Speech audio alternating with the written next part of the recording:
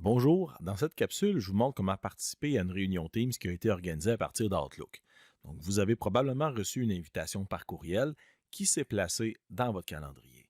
Donc, la personne qui a lancé la réunion est allée dans Outlook, dans le calendrier, pour créer une nouvelle réunion Teams.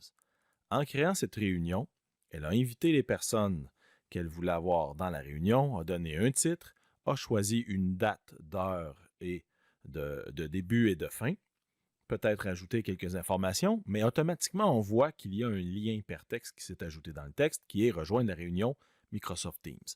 Donc, quand l'invitation est envoyée et que chacun et chacune accepte la réunion, ça se place dans le calendrier et on peut accéder à la rencontre à partir de ce lien-là.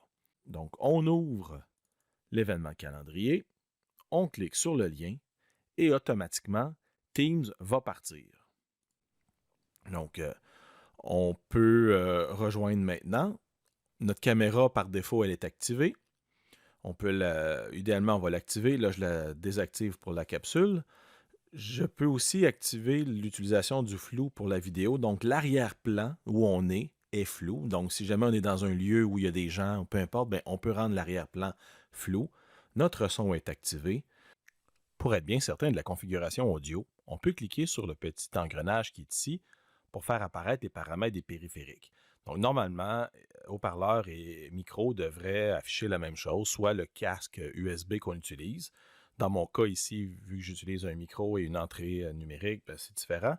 Mais normalement, ça devrait fonctionner. Et pour être vraiment certain qu'on a bien tout configuré ça, que ça fonctionne, on peut passer un appel test. On va appeler un système avec un robot là, et ça va nous permettre de tester si notre microphone et nos écouteurs fonctionnent bien. Et là, on va pouvoir tester. Ils nous disent que tout est beau, alors on peut fermer et revenir et se connecter. Et on est prêt à rejoindre la réunion. Donc, on clique sur se joindre maintenant pour y participer. Vu que j'utilise les haut-parleurs et le micro pour prendre la capsule, mon système ne fonctionne pas. Donc, d'un autre côté, là, je suis connecté. Je n'ai pas ma caméra d'activer.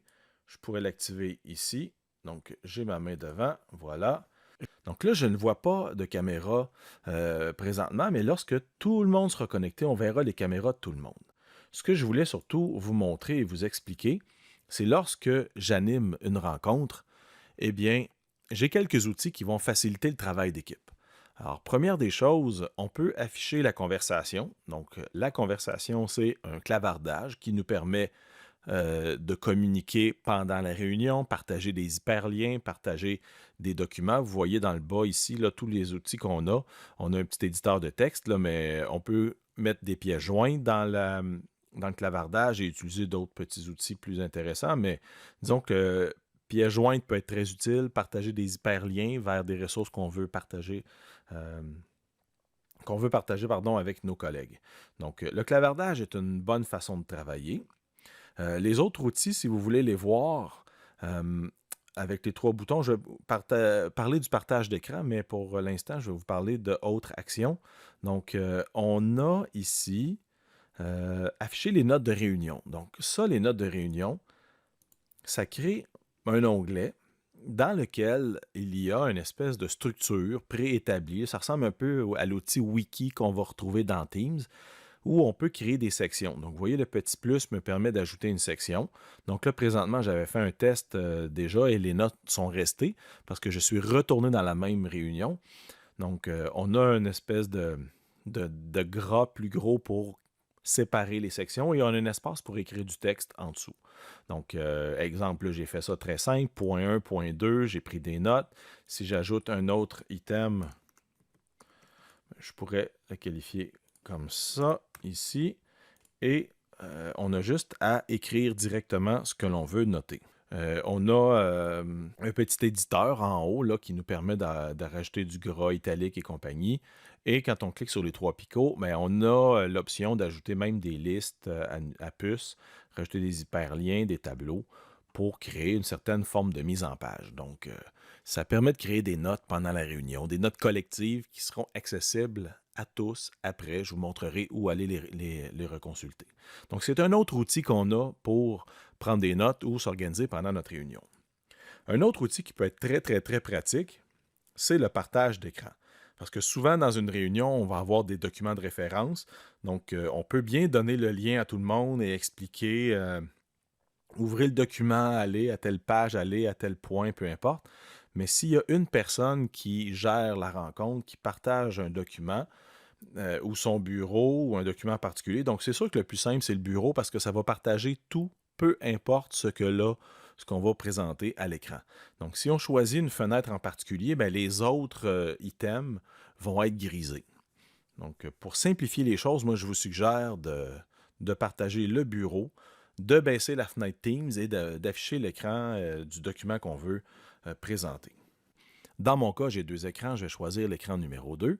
Et sous Teams, il y avait un document que je voulais présenter. Donc, l'avantage d'utiliser le partage d'écran, c'est que tout le monde a une référence qui est la même. Donc, on regarde la rencontre, on suit dans le document et la personne qui explique le document ben, est vraiment en mesure de montrer exactement ce qu'elle veut plutôt que de dire à chacun, ben, regardez à tel paragraphe, puis d'expliquer avec des consignes un peu plus aléatoires que de le présenter en direct. Un autre élément qui est intéressant du partage, c'est de pouvoir donner le contrôle à quelqu'un.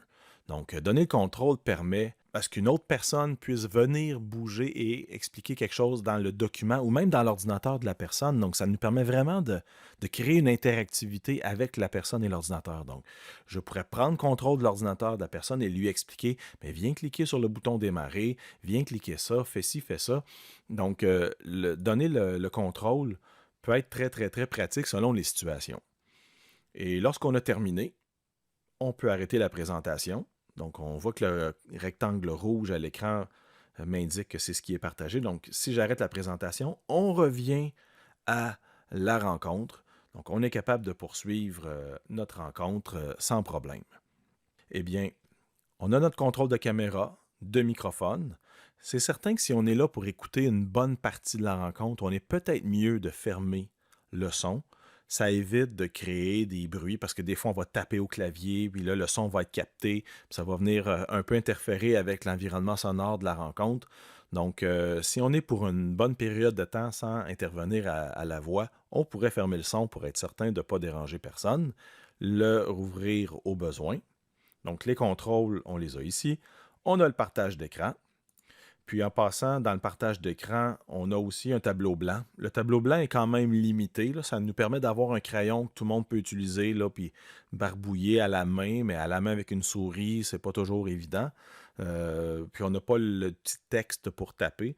Donc, on est peut-être mieux, là, si on veut participer et collaborer, d'avoir un document collaboratif comme un document Word, exemple dans un Teams ou partagé par OneDrive, et que tout le monde vient ajouter des informations. C'est peut-être plus simple là, comme ça. Autre outil que nous avons dans le menu avec les 3 picots, on a l'arrière-plan flou.